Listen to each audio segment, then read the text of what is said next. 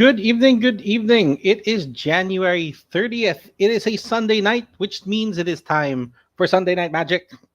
Thank you everyone for joining us here on the Valuable Play Network. My name is Javi. Welcome to Sunday Night Magic, where we talk about magic, all things magic. So we are live, and for those of you that will be joining our broadcast, feel free to comment. I'll be reviewing the comments as I'm going through today's episode and flashing them on screen. I'd appreciate, of course, any feedback, any comments, opinions, anything that you'd like to share. So it would be much appreciated. So, oh, and just a heads up, today is episode 30. I am so surprised that I have done 30 episodes of this, and looking forward to doing more. Hey, hi Ron. Good evening. Thank you for joining the show. Thank you. Much appreciated.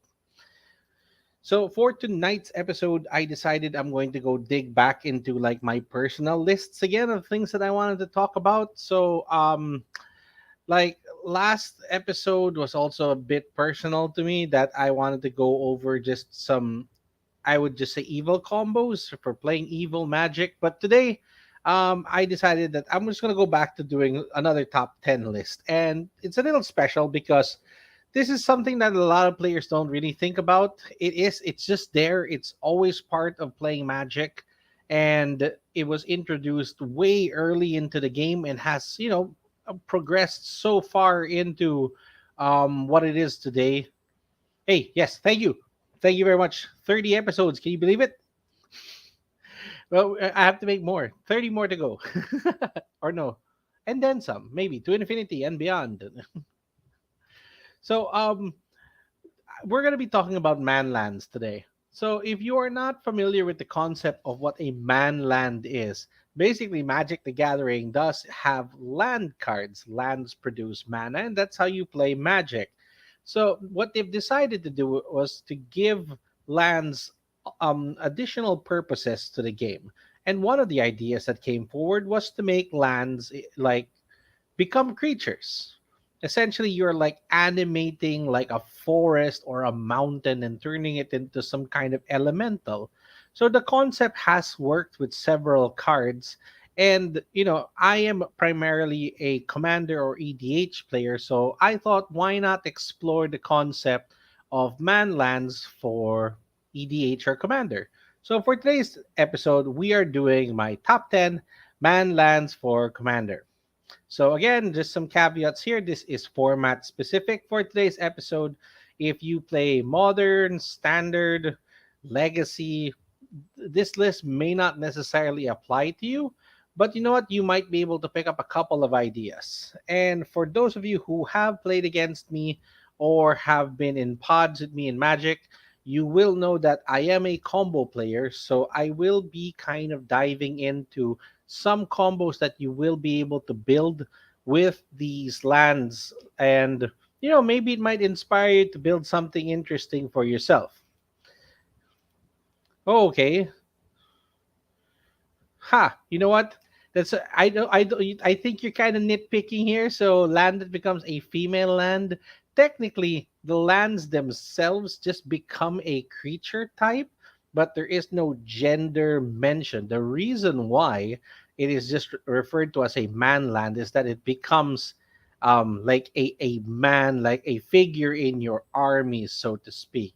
So it's like just like for board game terminology, dudes on a map, you know, you're not necessarily gonna have to. You're gonna get nitpicking here when we're talking about gender, but you know what? For the purposes of for this episode, sure, you can choose whatever gender you want the lands to be. Hey, chum. Good evening. Thank you. 30 episodes. Do you think one day we'll be forced to call them non? Oh God, are we really getting into this? This is not what this episode is about. Okay, you know what? Let's just call them living lands. There you go. There you go. Okay, see, Ron gets it. More inclusive. Oh no, no, no. See, the thing is, like, when we're talking about, like, well, what we're going to be covering today, they are all inclusive. And I'll get to that in just a little bit once we start going into the numbers here. But thank you both for your comments and feedback. I know that you're joking, but uh, I have so much responses to this. But you know what? Let's go through the list and you'll kind of see. But okay, to begin, I do have a couple of caveats here. That again, this is format specific. I decided to go with specifically for the most efficient possible lands that you could be using. Hence, them being a top 10. And there are so many of these types of lands in every expansion that you can think of for Magic. But a lot of them tend to have like color preference or need color to activate their abilities. I try to avoid that as much as possible. There are like maybe two exceptions that will be featuring here, and they're actually in the lowest placing in the top 10. I just have other reasons why I would add them into the list, which you'll see shortly.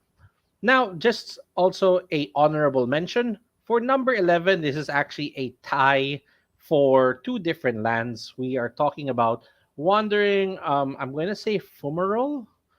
Yeah, I think that's how it's pronounced. And lava claw reaches. So these are essentially two of the exact same thing. So they can both be in number 11 for the purposes of this list. And the reason is that they both come into play tapped. And this is a common problem of these land types.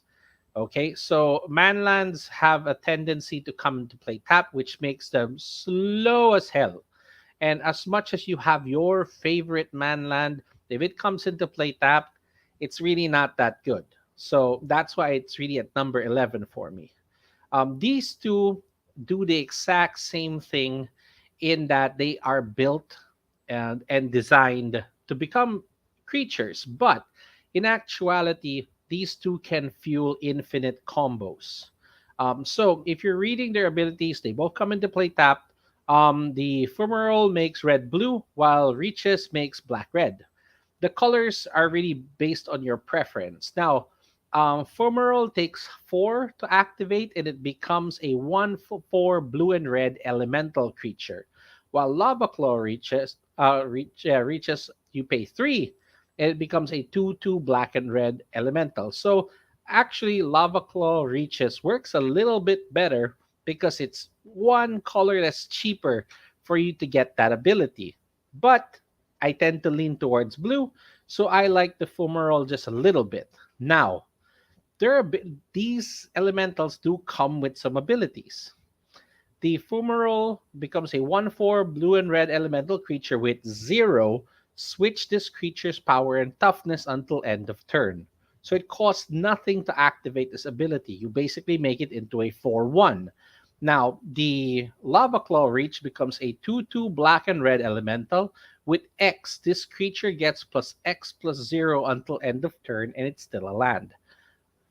If you use X as 0 and just give it plus 0, you can technically do this an infinite number of times.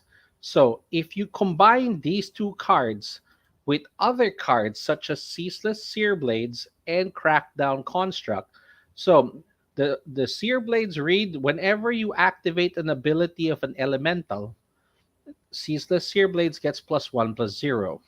Crackdown Contract says whenever you activate the ability of an artifact or a creature that isn't a mana ability, it gets +1 plus 1 until end of turn. So basically, what you want to do is attack with either of these creatures. And when your opponent finally takes damage, let's say they decide not to block these creatures, you activate these lands and use their abilities an infinite number of times, making your attackers provide infinite damage and kill your opponent in one hit. So it is actually really good. And these are, they have potential to knock out the player if they're not careful.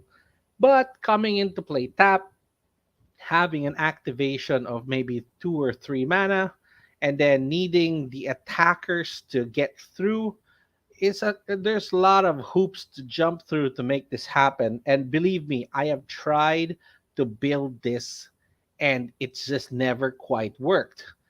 But again, this is a perfect example of what you can possibly do with these man lands. And so that's why I decided to add them in as an honorable mention in number 11. Hey, some comments. Here we go. Okay. Thank you. Thank you for the Zoolander reference. Yes, man lands. Man lands. I want to see man equipments. You are going to. So, just so that you are aware, the new set of Kamigawa Neon Dynasty includes equipments that can just remain as creatures or they can be reconfigured as equipment. So, you're going to get your wish, buddy. And thank you for joining tonight, KO. All right. So, honorable mention out of the way. Let's move to the top 10. Number 10 goes to Nantuko Monastery. So this is again another land that can become a creature, but I chose this because first of all, it doesn't come into play tapped, so you can use it immediately, which is perfect. Making colorless mana isn't that great, but still. Now, once you have threshold, and threshold is just an old ruling that came out, I believe, in the judgment block, that if you have seven or more cards in your graveyard, you are considered to have threshold. So for a green and a white, which is unfortunately color specific, so I did try to avoid that in this list, but you know what, we're here. So if you pay a white and a green, Nantuko Monastery becomes a 4/4 green and white insect monk. Okay, and then it has first strike until end of turn. And it's still a land. The reason why these cards always keep saying it's still a land because there are a lot of defensive mechanisms and spells in Magic that technically can target and kill things, but a lot of the return to hand effects and a lot of these other things that they've been introducing into Magic always specify a non-land creature. Or so that means that they cannot target these things. They're almost protected because they are technically a mass of land that is moving. This is an entire monastery coming to life here. So I don't think like just a little single target spell would be enough to take this out. But you know, Magic has always had some really weird interactions with their cards. But so basically, if you have seven or more cards in your graveyard, the monastery can become a 4/4 first strike for you, which is not bad at all. No one really uses this in Commander because green white isn't that heavily played, but I have ran this in some of my green and white builds, and it has made for a great surprise blocker. So, and the fact that it even has first strike it can even guarantee that you end up keeping the land and you always make a very good trade against your opponent. So, I highly suggest running this if you are playing green and white. Number 10, Nantuko Monastery. For the next one, number 9 is another colored land, and this is one of the newer ones that came out in the Dungeons and Dragons Adventures in the Forgotten Realms set. This is Den of the Bugbear. If you're not familiar with what a bugbear is, Google it. It's part of D&D lore, and it's a truly strange looking creature. But essentially, it's like a big goblin. I think I have that right. Yeah, essentially it's something like that. So this is the Den of the Bugbear. It is a land that if you control two or more other lands, it comes into play tapped, which sucks. That means that you want to play this as early as possible so that you do not have two or more lands and it can come in untapped and that you can use it immediately for red. So I added it into the list because you could get away with it coming in untapped. Late game, it's not even that great anymore, but you know what? It makes up for itself with its ability. If you pay three colorless and a red until end of turn, Den of the Bugbear becomes a 3/2 red goblin creature. So there's right, it is a goblin, but just a big one. And it has whenever this creature attacks, create a 1/1 red goblin token that's tapped and attacking. You can actually even send that thing to another player in Commander. So what you're essentially doing here is you're paying 4 mana, you get a 3/2 attacker, and it has a 1/1 with it. So you're actually getting 4 power worth in an attack. And when the turn ends, the den becomes a land again, but you still got a 1/1 out of it. So it's actually the best of all of those lands that came out in that set. And for even any man land, really, because it actually produces tokens. It doesn't if it dies in combat. Let's say that you attacked with the den and your opponent did something, you still technically got a 1/1 out of it, so it can be used to produce sacrificial fodder in a way, which is very useful for red. And if you combine it with other colors like black, that they always need something to die, so why not a land that makes little disposable 1/1 red goblins, right? So something to think about when you are deck building. And I am not currently running Den of the Bugbear, but if I did need something that could produce tokens and try to generate an army, or even try to produce just creatures that I would be willing to part ways with or hoping would die, I will definitely be running Den of the Bugbear. So that is number 9. Next, let's go to number 8. Number 8 is something that I was really considering removing from this list, but I was able to kind of, in a roundabout way, build a really deceptively evil combo out of this. And this goes to Crawling Barrens. So, first off, it comes in untapped, it makes colorless mana. So it's already served its purpose, so to speak. But for 4 colorless, you can put 2+1+1 counters on Crawling Barrens. Then you may have it become a 0/0 elemental. You may, which means that you don't even need it to become a creature. You can just keep putting +1+1 counters on it. Why do you want to do that? Because when you're ready to attack, it can be pretty massive. But what I'm proposing to do with it instead is, there is no tap symbol attached to this. Why not use this as a infinite mana sink? If you have some way of producing infinite mana, which can happen so easily in a game of Commander, pump all of that mana into this land. And what are you going to do with it? There are a lot of blue and green abilities that can simply help you just transfer +1+1 tokens from one creature to the next. And you have creatures like Sage of Hours that remove all +1+1 counters from it. And for every 5 counters removed this way, you get to take an extra turn. If you pump everything you have into Crawling Barrens and somehow manage to transfer it over to a different creature using these effects like Bio Shift. I believe there's even a black and blue version of it, but I know it was technically supposed to be detrimental, but you can use it to your advantage in this case. Like, there's other creatures like the one walking ballista that +1+1 counters become damage, which are okay. But I would really go with more of the Sage of Hours, because you can get a lot of extra turns out of it, and you should just outright win already. So the fact that it has that kind of combo capabilities made me add it into the list. So that is my number 8. It will go to Crawling Barrens. If you are interested in building this, it would be something that you should look into, because, well, you'd be more or less playing a Simic deck, or you can add in more colors afterwards. And it's a lot of cards to have in place. It's maybe a kind of a janky combo, and that's why it's also lower on the list here.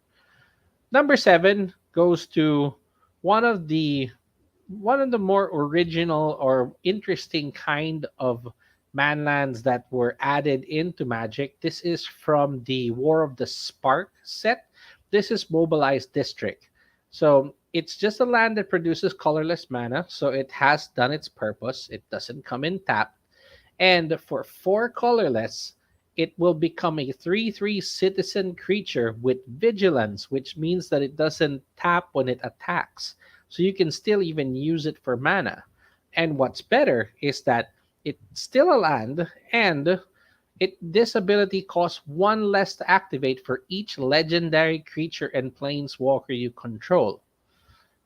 In the game of Commander, you are playing a legendary creature, so it is most likely going to discount this effect to at least 3. Paying 3 to have a 3/3 vigilance is not bad at all. That this could make for an attacker and a blocker as long as you're able to pay. And if you get enough legendary creatures out, and even some planeswalkers, you could even reduce the ability of this land to 0. So it does have a lot of use. But okay, it's just a 3/3, which means that later in the game, you may not be able to maximize this that much anymore. But still, having the ability to pull off a 3/3 vigilance whenever you need it would be great. So I would probably run this in maybe a Super Friends deck or a highly aggressive aggro deck that has several legendary creatures to for you to reduce the cost of this ability. So that is number 7. That goes to Mobilize District. Next one, number 6, is going to the original, one of the very first ones. So many people collected this card, and I didn't really get like the artworks that most people know, but it even came with season cards for winter, fall, spring, and summer. So we're talking about Mishra's Factory. This is one of the most, um, I would say, notable of all of these lands that can become creatures. So it comes into play. You can make colorless mana with it. Great. Now, for 1, Misha's Factory can become a 2/2 assembly worker artifact creature until end of turn. So it can become a 2/2.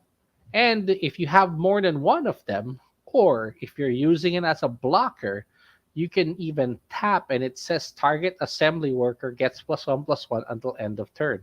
So it can even pump itself to 3 while it's blocking, or you can use it to pump other assembly workers, like other copies of Misha's Factory. But that's again outside of Commander.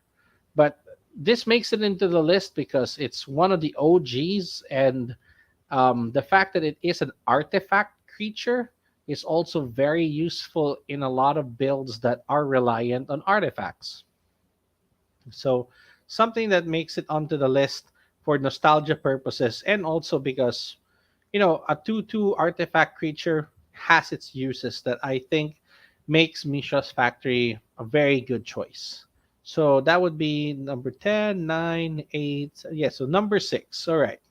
Number 5 goes towards the flying version of it. So if you wanted Misha's Factory but just needed a little additional evasion to it, that's where we come in with Blink Moth Nexus. So it's just about the same in that it can comes into play untapped, it can produce colorless, and then for 1 colorless it will become a 1/1 artifact creature with flying. So a 1/1 flyer is a little better than a 2/2 assembly worker in that it has evasion. It can get through blockers. And it still also has the ability for another creature to get +1/+1. But this unfortunately requires a payment of 1.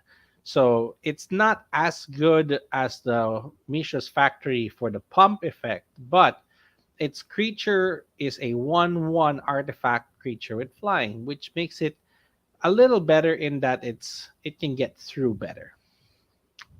So we move on. We go now to that would be we're now in number 4. Yeah. So this one is a little tricky. I added it into this list. I haven't used it myself, but I'm a very big fan of what it does. And actually, there is a better version of it. And we're going to talk about that right after. So we are looking now at Faceless Haven.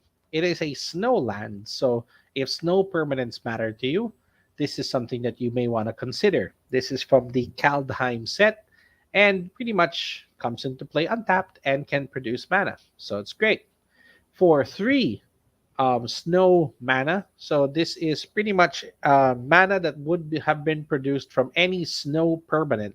So not even just a snow land. There are creatures that also produce mana that are snow creatures. So it Faceless Haven becomes a 4/3 creature with vigilance and all creature types. So there, all inclusive, exactly what you guys were looking for. I told you would get to it. So Faceless Haven becomes a 4/3 vigilance and is pretty much every kind of creature you can think of. It is a goblin, it is a dragon, it is an elf, it is a toad, it is a ninja, it is everything all at once, which is pretty good. The only thing that makes it a little tricky for me is the activation cost of 3 snow mana. So it's not as good as its very original predecessor, which is the Mutavault. So the Mutavault is actually just the improved version here. It isn't a snow permanent, but for one colorless, it can become a 2/2 creature with all creature types. So it is just a much more efficient version of the Faceless Haven. And both of these lands actually work to do one really weird trick that was recently discovered and actually caused Faceless Haven to be, um, r- let's say, adjusted on the online version of Magic, which is Magic Arena. And that involves the card, the Book of Exalted Deeds. The Book of Exalted Deeds is a 3 white to cast artifact. And okay, it makes you gain life and it can produce an angel token, but that's not necessarily what you need here. The bottom half of this card says that pay 3 white and exile the Book of Exalted Deeds. Put an enlightened counter on target angel, and it gains you can't lose the game and your opponents can't win the game. Activate as a sorcery. The Mutavault and the Faceless Haven are both all creature types, so they are angels. You can put the token on them and then just end the turn and they become lands again. Unless your opponent has a way of destroying lands, that effect or that counter from the Book of Exalted Deeds that says you can't lose the game and your opponents can't win the game will stay around forever. So you pretty much have the game in the bag. So, that's why these two made it this far up the list for me for being number 4 and number 3. It's really something that I don't think a lot of players um, saw coming. It took over Arena and really warped their game to the point that they had to make emergency bans and even like adjust these cards. But Mutavault is not in that space. It's not in Arena. Mutavault is maybe in the older formats and could make a great comeback in Commander. The only thing that I think is holding this back is that the Book of Exalted Deeds is white, which is currently the worst possible color that you could be playing in Commander. But I will always fight for white because I have combined it with every other color combination that I can think of in Magic, and it is an amazing complementary color. Its defense and pretty much the tricks that it has for preserving yourself or even gaining an advantage are unlike any that the other colors are able to produce. So, you know, it's an interesting um it's it's an interesting way of building that am I am open to trying because just putting that counter and just telling everyone at the table that if you can't break the land, this is done. There's no possible way that they can win the game anymore.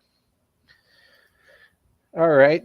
It should have also said all gender types. But you see, creature types don't necessarily care about gender. When you say that, you are say, a wolf, and that as a creature type, it doesn't care about the gender. So again, you're condensing it down where we should be more general. I mean, there are multiple kinds of elves in like D&D and Magic lore. There are wood elves, there are high elves, there are dark elves, but pretty much this just says that it is all creature types. So it's just it's every kind of elf you can think of. It's every kind of human. And I don't, just to ride along with the weird direction you guys are taking these comments, maybe we should all be like mutable. We should just be everything. I don't know where I'm going with that. All right, so okay, let's proceed. So now we're going to number two. Number two is a bit of, again, a surprise card that, again, it was also format warping when it came out. No one really runs it in Commander the way that I think it should be ran. You are typically going to be sort of in the Voltron build. You're gonna need a lot of good, maybe pump spells or equipment for it, but trust me, it's worth it. This is the Inkmoth Nexus. And the Inkmoth Nexus is almost exactly like Blink Moth that we just looked at a while ago. It makes colorless mana and it becomes a 1/1 artifact creature with flying.